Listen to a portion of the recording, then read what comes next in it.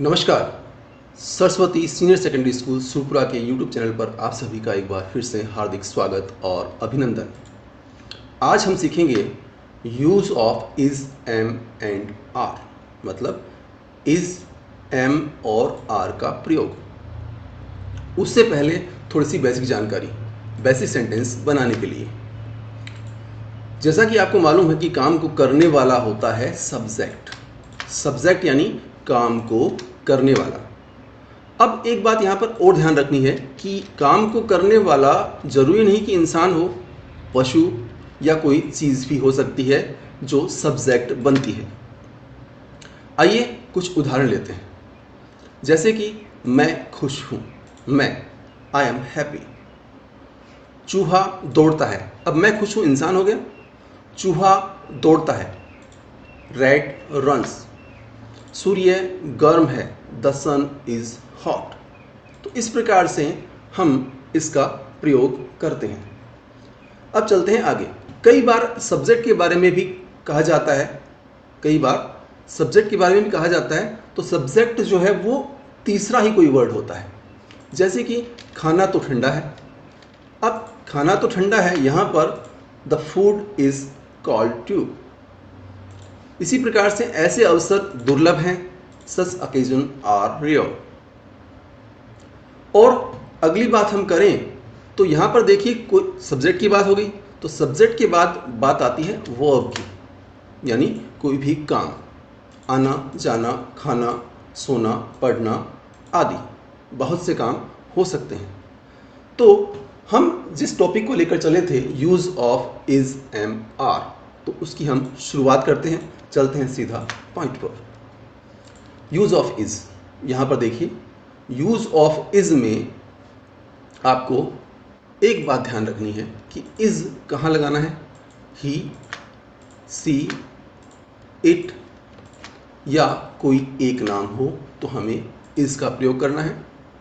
और या फिर बात हो तीसरे एक सब्जेक्ट की, इस बात को आप ध्यान रखेंगे, तीसरे एक सब्जेक्ट की। जी हाँ, तो अगर सब्जेक्ट ऐसा हो तो उस हम इज़ लगाएंगे। एग्जाम्पल के तौर पर हम देखेंगे यहाँ पर मेरी बहन चिकित्सक है। मेरी बहन, माई सिस्टर, बहन तो एक है ना, तो यहाँ पर हमने इज़ लगा दिया हेल्पिंग वर्ब के रूप में। तो माई सिस्टर इज़ डॉक्टर। वह नादान है, she is immature, she is immature. अब यहाँ पर वह नादान है, इससे स्पष्ट नहीं हो पा रहा है कि सामने वाले जिसको हम नादान समझ रहे हैं या कह रहे हैं वो लड़का है या लड़की। तो अगर लड़का है तो ही इज़ इमेच्योर, और लड़की है तो सी इज़ इमेच्योर, यानी वह नादान है। अब यहाँ पर देखिए, यहाँ पर बोलने की जो भाषा है वो थोड़ी सी फास्ट होती है लिखने की बजाय। तो हम इस प्रकार से भी बोल सकते हैं, जैसे कि मैं आपको बोल के बताता हूँ कि she is immature, he is immature. इसकी बजाय थोड़ा सा इसको बोलचाल की भाषा में देखें तो she is immature, he is immature. अब यहाँ पर थोड़ा सा गैप जो था वो ख़त्म हो गया है। तो इस प्रकार से आप बोलेंगे तो बोलचाल की भाषा में इस प्रकार ही हम यूज़ करेंगे, ही इज़ इमेच्योर। ऐसा नहीं कि ही इज़ इमेच्योर। इस प्रकार से बीच में स्पेस जो है उस स्पेस को हटाते हुए बोलेंगे तो वह इंग्लिश ज़्यादा प्रभावशाली बनेगी। अगला एग्जाम्पल है यह गीला है, यह, इट इज़ वेट। उसके आगे राम एक अच्छा लड़का है, Ram is a good boy. Ram एक है ना, एक है तो हमने क्या किया, इज़ लगा दिया। तो यहाँ पर इस प्रकार से सेंटेंस बना, Ram is a good boy. चलते हैं आगे और आगे बात करते हैं यूज़ ऑफ एम की, इसके बाद में। अब एम जो है वो देखिए यहाँ पर आई के साथ में, और आई जो है वो अपने बारे में ही कुछ कहता है। आई यानी मैं, अपने बारे में ही कुछ कहना। जैसे कि मैं आलसी हूँ, वैसे हूँ नहीं, लेकिन यहाँ पर एग्जाम्पल के तौर पर बता रहा हूँ आपको, मैं आलसी हूँ, आई एम लेज़ी। अब यहाँ पर देखिए वही बात आई एम लेजी ऐसे बोलेंगे या I am lazy? I am lazy बोल के देखिए मेरे साथ, आई एम लेजी। अब आप भी आलसी बन गए हैं अगर आपने बोला है तो। आई एम लेजी बोलिए, आई एम लेजी। हाँ, मैं ऐसे नहीं बोल रहा कि आप आलसी हैं या मैं आलसी हूँ। यहाँ पर एक सेंटेंस लिया जा रहा है और देखिए बोलने का तरीका आई एम लेजी या फिर आई एम लेजी, ज़्यादा इफेक्टिव कौन सा है? हाँ बिल्कुल, आप सही सोच रहे हैं, आई एम लेजी। बात करते हैं मैं फालतू हूँ, I am useless. I am useless या फिर आई एम यूजलेस।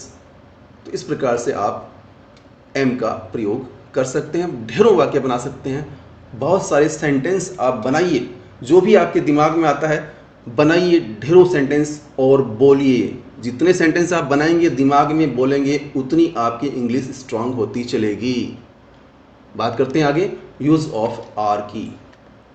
अब यहाँ पर यूज ऑफ आर में आपको ये ध्यान रखना है कि आर का प्रयोग यू यानी तुम, वी यानी हम, दे यानी वे के साथ करना है या फिर दो या दो से अधिक सब्जेक्ट हो तो। अब यहाँ पर देखिए नीचे लिखा हुआ भी है कि या फिर बात हो एक से अधिक सब्जेक्ट की, यानी दो या दो से अधिक सब्जेक्ट, या फिर बात हो एक से अधिक सब्जेक्ट की, तो भी हम आर का प्रयोग करेंगे। तो अब देखिए यहाँ पर कुछ हम एग्जाम्पल ले लेते हैं। तुम, एग्जाम्पल नंबर 1, तुम बहुत अच्छी हो। तुम बहुत अच्छी हो, तो यहाँ पर तुम यानी यू, और यू के साथ हमने क्या लगाया? Helping verb are. बिल्कुल, यू के साथ हेल्पिंग वर्ब लगेगी are. You are very good, you are very good, तुम बहुत अच्छी हो। वे शैतान हैं, वे शैतान हैं। अब यहाँ पर देखिए ये पॉइंट का फर्क है, पॉइंट हैं, वे शैतान हैं यानी संख्या में ज़्यादा है, तो वे यानी दे, ज़्यादा है ना, तो फिर are, they are devil, they are devil, वे शैतान हैं।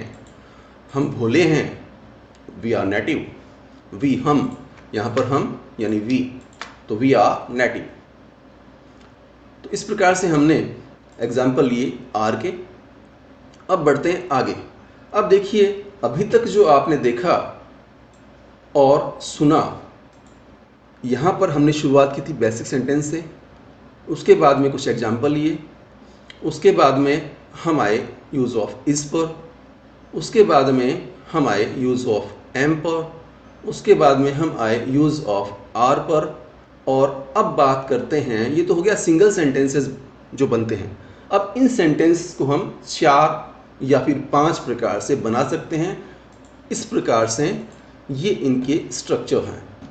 अफर्मेटिव, पिछली कक्षा में आपको बताया गया था कि सकारात्मक वाक्य अफर्मेटिव, तो उसका स्ट्रक्चर है सब्जेक्ट यानी कर्ता, और कर्ता के साथ में आप एम, कर्ता के हिसाब से लगेगा एम, इज, आर, जो भी कर्ता की डिमांड हो उसके हिसाब से आप लगाइए। सब्जेक्ट जो भी हो उसके हिसाब से एम, इज, आर लगेगा और कंप्लीमेंट। तो इस प्रकार से आप अनेक वाक्य बना सकते हैं। अगर वाक्य नेगेटिव है, हम चर्चा करेंगे आगे, कुछ एग्जाम्पल लेंगे। नेगेटिव है तो हमें क्या करना है? तो जो एम, इज और आर है उसके साथ में नोट लगाना है, बस इतना सा काम करना है। ये जो नेगेटिव है इसकी बात कर रहे हैं कि यहाँ पर नेगेटिव सेंटेंस में क्या किया कि यहाँ पर जो एम, इज और आर है उसके साथ में नोट लगाना है, और कोई फर्क नहीं है अफर्मेटिव और नेगेटिव में। बात करते हैं आगे इंट्रोगेटिव सेंटेंस की। तो इंट्रोगेटिव सेंटेंस में देखिए जो भी हेल्पिंग वर्ब है यहाँ पर एम, इज और आर, जो भी हेल्पिंग वर्ब का मतलब है कि सब्जेक्ट जो डिमांड करेगा वही हेल्पिंग वर्ब हमें लगानी होगी। और सब्जेक्ट कैसे डिमांड करता है ये मैंने आपको अभी थोड़ी देर पहले ऊपर जो यूज़ बताया था अलग अलग इज, एम और आर का, उसमें चर्चा की थी। तो यहाँ पर जो भी सब्जेक्ट डिमांड करेगा उसके हिसाब से यहाँ पर एम, इज या आर सबसे पहले आगे लगाना है अगर इंट्रोगेटिव सेंटेंस है, या यूँ कहें कि क्या आगे लगा है, क्या आगे चर्चा करेंगे, कुछ एग्जाम्पल लेंगे तब आपको स्पष्ट हो जाएगा। तो एम, इज और आर आगे, उसके बाद सब्जेक्ट और बाकी फिर कॉम्प्लीमेंट्स। अब आगे बात करते हैं इंट्रोगेटिव नेगेटिव सेंटेंस। बात वही है, एम इज आर सबसे पहले, उसके बाद सब्जेक्ट और उसके बाद नॉट कॉम्प्लीमेंट। अब यहाँ पर पांचवा एक प्रकार और देखने को मिलता है और वो है WH वर्ड्स का। तो वाई और हाउ यहाँ पर दिया है एग्जाम्पल के तौर पर। WH वर्ड बहुत से हैं, उनके साथ आप यूज़ कर सकते हैं। जैसे फॉर एग्जाम्पल वाई है, वाई यानी क्यों, हाउ यानी कैसे। तो यहाँ पर एक बात ध्यान देने वाली है, WH वर्ड का जब आप यूज़ करेंगे किसी प्रकार के वाक्य में तो सबसे पहले WH वर्ड ही आना है। एक बात, सबसे पहले क्या आना है? हाँ बिल्कुल सही कह रहे हैं आप, WH वर्ड। अब देखिए आप सीख गए ना, बिल्कुल। मैं हमेशा कहता हूँ कि जो भी आप सुनते हैं, समझते हैं, देखते हैं, दिमाग से, एक बार दिमाग में बैठ गया, एक बार दिमाग में लिख लिया तो बाकी फिर आपको कहीं पर भी लिखने की या देखने की ज़रूरत नहीं पड़ेगी। तो चलते हैं आगे। वाई और हाउ मैंने बताया आपको कि WH वर्ड सबसे पहले आता है, उसके बाद आती है जो भी हेल्पिंग वर्ब हो सब्जेक्ट की डिमांड के अनुसार, वो ऑब्लिक करके दिखाया गया है, या तो एम या इज या आर, फिर सब्जेक्ट और प्लस अगर नहीं है तो नोट भी यहां लगाना है और कॉम्प्लीमेंट्स। अब देखिए एग्जाम्पल, ये थे स्ट्रक्चर्स। अब एग्जाम्पल में यहां पर एक एग्जाम्पल लिया है, इट इज डॉग, यह एक कुत्ता है। ये एक अफर्मेटिव सेंटेंस है और इसे हम नेगेटिव बनाएंगे तो it is not a dog. Okay, ये हो गया नेगेटिव। इंट्रोगेटिव बनाएंगे तो क्या करना है? स्ट्रक्चर आपको याद होगा, थोड़ी देर पहले बताया है। हाँ, सब्जेक्ट तो डिमांड कर ही चुका है यहाँ पर और इज आ ही चुका है, तो इसको हम आगे लेते हैं, इज इट ए डॉग और क्वेश्चन मार्क, यानी यहाँ पर हो गया इंट्रोगेटिव सेंटेंस। और अब बात करते हैं इंट्रोगेटिव नेगेटिव की, is it not a dog. अब यहाँ पर देखिए चार प्रकार हैं कि इट इज़ डॉग, ये अफर्मेटिव सेंटेंस है। It is not a dog, note लगा है, नहीं है, नेगेटिव है। इज पहले आ गया है, is it a dog, is पहले आ गया ना, तो क्या यह एक कुत्ता है। और is it not a dog, क्या यह एक कुत्ता नहीं है। ये चार प्रकार हो गए, affirmative, negative, interrogative, interrogative negative. अब बात करते हैं आगे हम आई एम हैप्पी, इसका नेगेटिव बनाइए। हाँ बिल्कुल सही बना रहे हैं आप, बिल्कुल सही, सीख गए हैं। जुड़े रहिए हमारे साथ। और एक बात, आगे बढ़ने से पहले यदि चैनल को सब्सक्राइब नहीं किया है तो इधर देखिए, हाँ ये लाल वाला बटन जो है ना, इसको दबा दीजिए। दबा दिया है, जुड़ गए हैं तो बहुत अच्छी बात है। नहीं दबाया तो इधर जो सब्सक्राइब कर लीजिए चैनल को और पास में जो बेल आइकन है उस पर ऑल कर दीजिए, ताकि हमारे जो भी वीडियो हैं, नई अपडेट्स हैं सरस्वती स्कूल की, वो आपके पास पहुँचे सबसे पहले। तो हम बात कर रहे थे आई एम नॉट हैप्पी, फिर इंट्रोगेटिव एम आई हैप्पी, और बात करेंगे एम आई नॉट हैप्पी। तो इस प्रकार से हम ये स्ट्रक्चर तैयार करेंगे। और स्ट्रक्चर तो तैयार क्या करेंगे, स्ट्रक्चर तो पहले बताया जा चुका है आपको, उस स्ट्रक्चर के हिसाब से हम चलेंगे। तो यहाँ पर देखिए, I am happy, I am not happy, am I happy, am I not happy. अब बात करते हैं लास्ट एग्जाम्पल की, और लास्ट एग्जाम्पल में देखिए यू आर रेडी, तो यहाँ पर इसको हम नेगेटिव बनाएंगे। तो हाँ बिल्कुल सही कह रहे हैं आप, बिल्कुल सही सीख चुके हैं आप, यू आर नॉट रेडी। और अब इसको इंट्रोगेटिव बनाएंगे तो आर यू रेडी, बिल्कुल हाँ। अब बात करते हैं आर यू नॉट रेडी। अब देखिए यहाँ पर ये हो गया अफर्मेटिव सेंटेंस, ये हो गया नेगेटिव सेंटेंस, ये हो गया इंट्रोगेटिव सेंटेंस, और ये हो गया इंट्रोगेटिव नेगेटिव सेंटेंस। अब यहाँ पर देखिए एक चीज़ और है, WH वर्ड की बात करें तो आपको बताया था मैंने कि WH वर्ड का हम यूज़ किस प्रकार करते हैं। तो वाई आर यू रेडी, मतलब आप तैयार क्यों हो। अब यहाँ पर देखिए जो बात मैंने आपको बताई थी, बिल्कुल ध्यान से हाँ बिल्कुल, अगर आपने समझी है तो आप यहाँ पर समझ चुके हैं कि WH वर्ड जो भी आएगा वो WH वर्ड सबसे पहले यहाँ पर आपको लगाना है। उसके बाद सब्जेक्ट जो डिमांड करेगा उसकी हेल्पिंग वर्ब यहाँ पर आपको लगानी है। अब देखिए यहाँ पर WH वर्ड, उसके बाद में हेल्पिंग वर्ब, उसके बाद सब्जेक्ट और फिर कंप्लीमेंट। इस प्रकार से हमारा सेंटेंस बना। यहाँ पर देखिए, यू आर रेडी, तुम तैयार हो। यू आर नॉट रेडी, तुम तैयार नहीं हो। आर यू रेडी, क्या तुम तैयार हो। आर यू नॉट रेडी, क्या तुम तैयार नहीं हो। वाई आर यू रेडी, तुम तैयार क्यों हो। तो आज आपने सीखा इज एम आर का प्रयोग।